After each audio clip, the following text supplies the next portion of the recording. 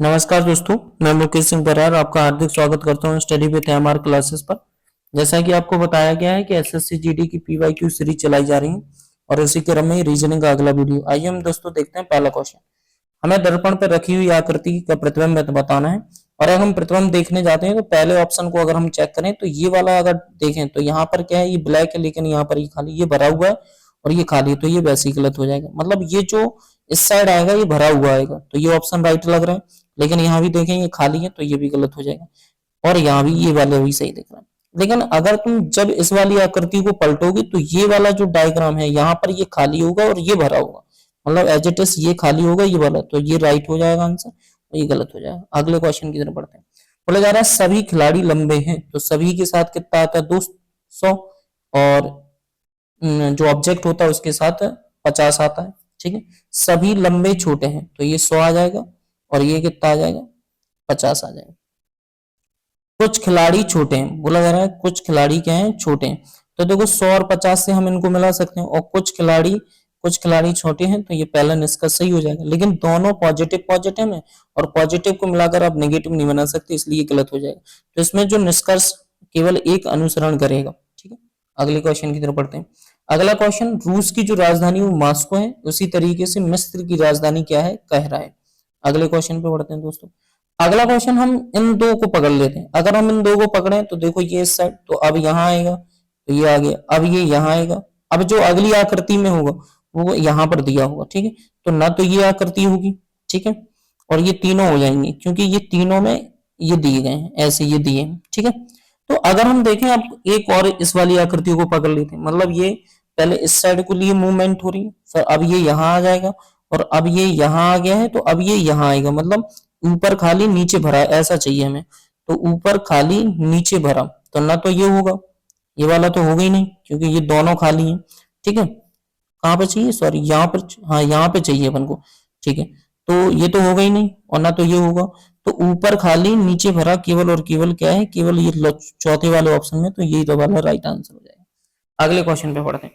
बोला जा रहा है जेड माइनस टी डिवाइड में एस इंटू में वाई प्लस में H at the rate B है, तो जेड का एस से क्या संबंध है। हमें जेड का एस से मतलब हमें इतने पर बात करनी है, बस एस तक। तो अगर हम जेड माइनस टी की बात करें तो जेड माइनस टी का मतलब होता है कि ए माइनस बी का मतलब क्या है, ए बी की बहन है, तो जेड जो है वो टी की बहन होगी। ठीक है दोस्तों, ध्यान से समझना। और अगर मैं टी डिवाइड एस की बात करूं तो टी डिवाइड एस का मतलब होता है कि ए बी की माँ है, तो ए बी की माँ है मतलब टी जो है वो एस की क्या होगी, माँ होगी। ठीक है, अगर मैं एस की बात करूं तो एस इंटू वाई का मतलब क्या है, एस इंटू वाई का मतलब है कि ए बी का पिता है, तो ये कौन है, ये वाई का कौन हो गया, पिता हो गया। अब हमें तो एस जेड का एस से समझ, मतलब जेड कौन लगता है इसका, तो एस की माँ कौन है, टी, और टी की बहन कौन है, जेड, तो माँ की बहन होगी कि नहीं होगी, राइट आंसर। ठीक है, अगले क्वेश्चन पे बढ़ते हैं। बोला जा रहा है कि इसका हमें लॉजिक बताना है, लुप्त संख्या का चयन करना है। तो यहाँ पर साफ साफ दिख रहा है ये इसका 3 गुना हो गया, ये इसका 3 गुना है और ये इसका 3 गुना है। तो 997 का जब आप 3 गुना करोगे तो 7 21 29 27 2 49 3 2 6 2 8, तो कितना आ जाएगा 891। अगले क्वेश्चन की तरफ बढ़ते हैं। बोला जा रहा है दो वाले फलक के विपरीत निम्नलिखित से क्या आएगा। इसमें मैंने एक ट्रिक बताई है कि आप वन कॉमन ट्रिक चलती है, मतलब एक संख्या आपको कॉमन दिख जाएगी और उसको पकड़ के या तो क्लॉकवाइज या एंटी क्लॉकवाइज आपको घुमाना है। तो यहाँ पर 4 कॉमन है, तो 4 को पकड़ के ऐसे घुमा दो और यहाँ पर 4 को पकड़ के ऐसे घुमा दो। तो 4 को पकड़ के घुमाओगे तो 4 के बाद 2 आएगा, 2 के बाद 1 आएगा, यहाँ 4 के बाद 3 आएगा, 3 के बाद 5 आएगा। तो जो जिसके ऊपर होगा वो उसका विपरीत हो जाएगा। तो 2 के विपरीत क्या आ रहा है, 2 के विपरीत आ रहा है 3, तो राइट आंसर 3 हो जाएगा। अगले क्वेश्चन पे बढ़ते हैं। देखो अगले क्वेश्चन पे यहाँ पर सीधा सिंपल सा लॉजिक है, इन्होंने ए को 1 लिखा, मतलब प्लेस वैल्यू पर जाए तो बी की प्लेस वैल्यू 2 होती, लेकिन आर की जो प्लेस वैल्यू होती है वो 18 होती। तो 18 को उन्होंने जोड़कर क्या लिखा है, 9 लिखा है। ठीक है, फिर ओ की प्लेस वैल्यू 15 होती है, तो 15 को उन्होंने जोड़कर क्या लिखा है, 5 और 1 6 लिख दिया। मतलब जो प्लेस वैल्यू है उनके डिजिट को जोड़ा जा रहा है। फिर एक को 1 लिख दिया और फिर 4। उसी तरीके से यहाँ लिखा सी को 3, 15 को 6, यू को 21, तो 2 और 1 3, पी को 16, 6 और 1 7, एल का 12, 1 मिनट, L 12, 12 मतलब 2 1 3 E 5, ठीक वही लिखा। तो यहीं से डिसाइड को लिख दो। डिसाइड को 4 लिखेंगे, 5 लिखेंगे, C को 3 ही लिखेंगे, A को 1 लिखेंगे, 4 को ये लिखा जाए। 4 5 4 5 3 1 4 5, ये राइट आंसर हो जाएगा पहला। अगले क्वेश्चन की तरफ बढ़ते हैं। अगर हम अगले क्वेश्चन की तरफ जाते हैं तो A से X, मतलब A से X का मतलब होता है कि A 1 से हम जा रहे हैं 24 पे, और अगर 1 से 24 पे 1 को हम 27 पे लिख सकते हैं, तो -3 जा रहा है, ठीक है। और फिर M से J, ये भी -3, G से D, ये भी -3। तो N से N 14 होता है, -3 करोगे तो 11 बचेगी। 11 मतलब K, और K से स्टार्ट होगा, मतलब ये राइट आंसर हो जाएगा तीसरा। अगले क्वेश्चन की तरफ बढ़ते हैं दोस्तों। अगला क्वेश्चन बोला जा रहा है कि एडिशन को इन्होंने क्या लिखा है, 76। तो सबसे पहले इनकी हम प्लेस वैल्यू लिख लेते हैं। 1 4 4, आई को 9 लिखेंगे, टी को 20 मतलब 20 लिखेंगे, आई को फिर 9 लिखेंगे, ओ को 15 लिखेंगे, और एन को लिखेंगे 14। तो जब आप इन सभी को जोड़ोगे, 4 4 8 1 9 18, 18 और 20 कितने होते हैं, 38, 38 और 9 8 17 47, 38 और 9 47, 47 और 29 कितने हो जाएंगे, 76, ठीक है। ये आ गया 76। अगर तुम इसको भी देखोगे तो इसको भी जोड़कर 142 लिखा गया। अब हम डिवीजन की बात कर लेते हैं। तो डिवीजन को क्या लिखोगे, अब 4 9 फिर 22, ठीक है दोस्तों, और फिर 9, और फिर 19, फिर 9, और फिर 15, और प्लस में 14। देखो दोस्तों, यहाँ पर पूरी वैल्यू को जोड़ने की अब जरूरत नहीं है, क्योंकि लॉजिक हमें पता चल गया। तो हम इसके यूनिट डिजिट से चलते हैं, इकाई अंक से जोड़कर पता चलाते हैं, क्योंकि इन दोनों का इकाई अंक जरूर सेम है, लेकिन और बाकी अलग है। तो कहीं ना कहीं हम देख लेते हैं। तो 5 4 9, ठीक है, 5 4 9 9 18, 8 में मिला, 9 8 17 7 मिला, 9 7 16 6 मिला, 6 2 8, 8 9 17 7 मिला, 7 4 11, मतलब एक यूनिट डिजिट मिल रहा है, यूनिट डिजिट 1 मिल रहा है, मतलब इकाई अंक 1 मिल रहा है। तो इसका जो राइट आंसर हो जाएगा वो कितना हो जाएगा, 101, ठीक है। अगले क्वेश्चन की तरफ बढ़ते हैं, या फिर आप इन सभी को जोड़ भी सकते हो, वो तुम्हारे ऊपर डिपेंड करता है। अगले क्वेश्चन की तरफ बढ़ते हैं। अगला क्वेश्चन, दिए गए शब्दों को अंग्रेजी वर्णमाला में क्रम में व्यवस्थित कीजिए। तो जब हम अंग्रेजी वर्णमाला में से क्रम में व्यवस्थित करने जाएंगे, तो हम सबसे पहले देखेंगे यहां से कि एम ए, सबसे पहले क्या आ रहा है, एम ए, तो चौथा हो जाएगा। चौथे के बाद अगर हम जाएंगे तो एम ए के बाद ओ, ओ यहां भी आ रहा है, ओ यहां भी, ओ के बाद यहाँ एन आ रहा है, ठीक है, एक यू आ रहा है यहाँ, और यहाँ टी आ रहा है। तो ओ एन पहले आएगा, तो 4 के बाद आएगा 1, 4 के बाद 1 आएगा तो 5, 4 के बाद 1 आएगा। फिर उसके बाद हम देखेंगे अगर, तो एम ओ और यहाँ यू है और यहाँ टी है, तो ठीक है। तो पहले आएगा 5, क्योंकि टी पहले आएगा फिर 3 आएगा, ठीक है। तो 4 1 5 3 किस ऑप्शन में, ये वाले ऑप्शन में, ये राइट हो जाएगा आंसर। अगले क्वेश्चन की तरफ बढ़ते हैं। यहाँ पर लॉजिक क्या चल रहा है, ट्रिपल वाई ट्रिपल, नहीं ट्रिपल वाई और 4 बार एक्स फिर ट्रिपल वाई, ये चल रहा है। तो यहाँ पर दो, एक मिनट दोस्तों, यहाँ पर क्या आ जाएगा,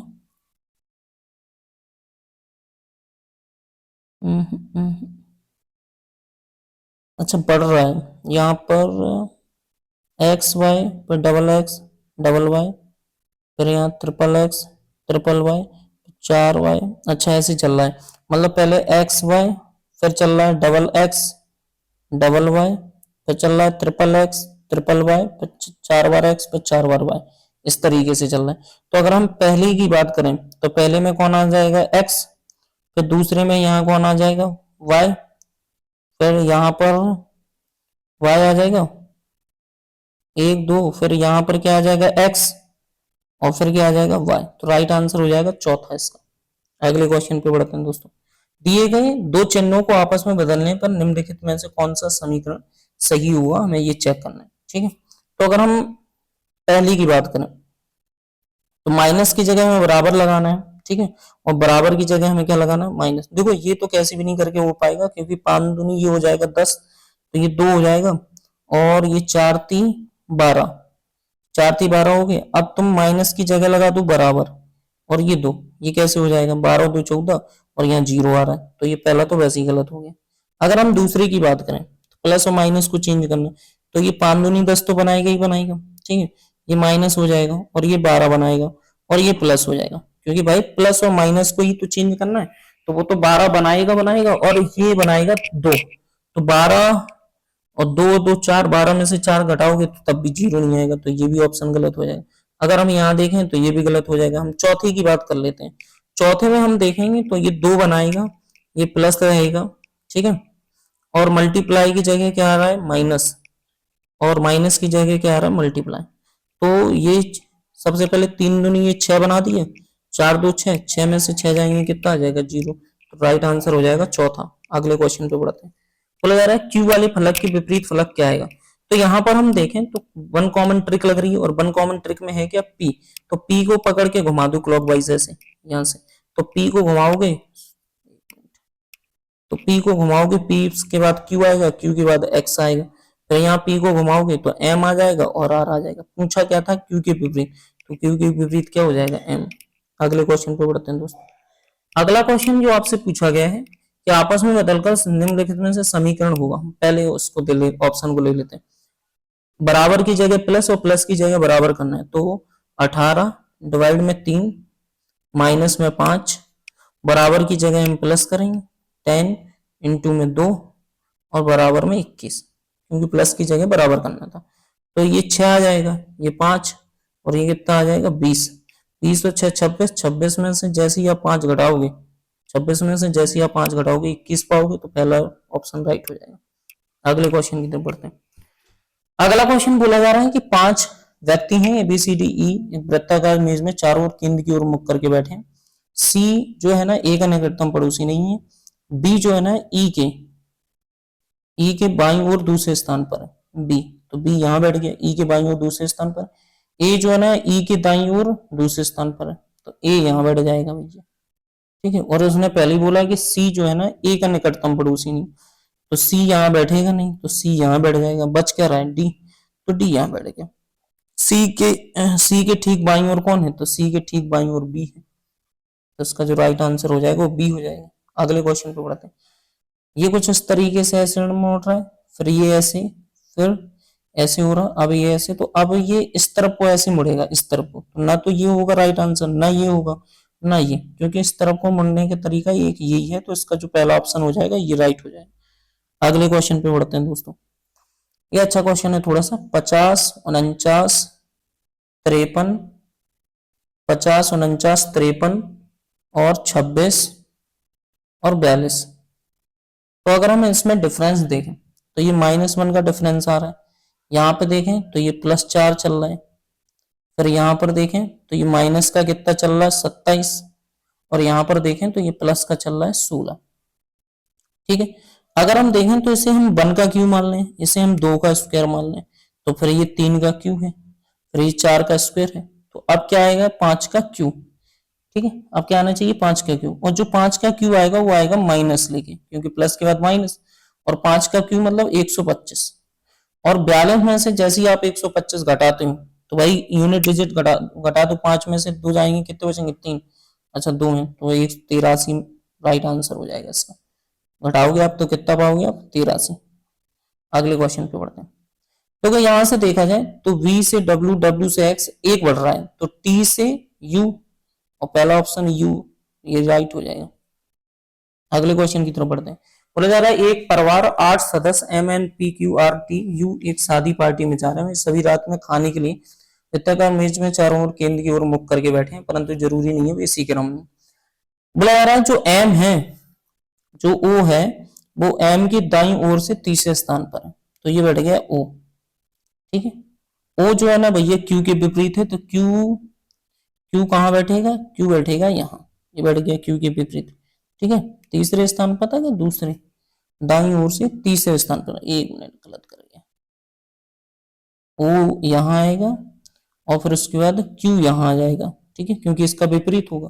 आगे बोला जा रहा है U जो है ना T के विपरीत है, इससे कोई लिंक नहीं मिल रही। N जो है ना Q के बाईं ओर तीसरे स्थान पर, तो N 1 2 3, तो N आ गया, ये N यहाँ आ गया।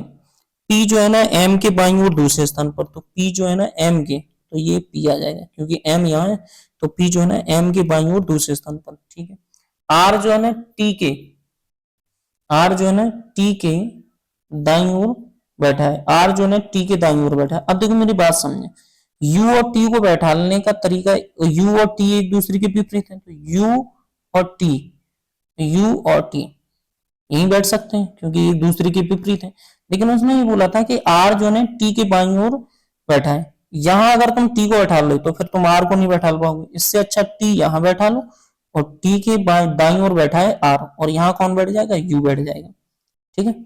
अब क्वेश्चन में पूछा क्या था कि एन की ठीक दाईं ओर कौन बैठा है, तो एन के ठीक दाईं ओर पूछा ना, तो एन के ठीक दाईं ओर यू बैठा है। ठीक, तो इसका जो राइट आंसर है। धन्यवाद दोस्तों, अगर कोई दिक्कत है तो आप कमेंट कर सकते हैं।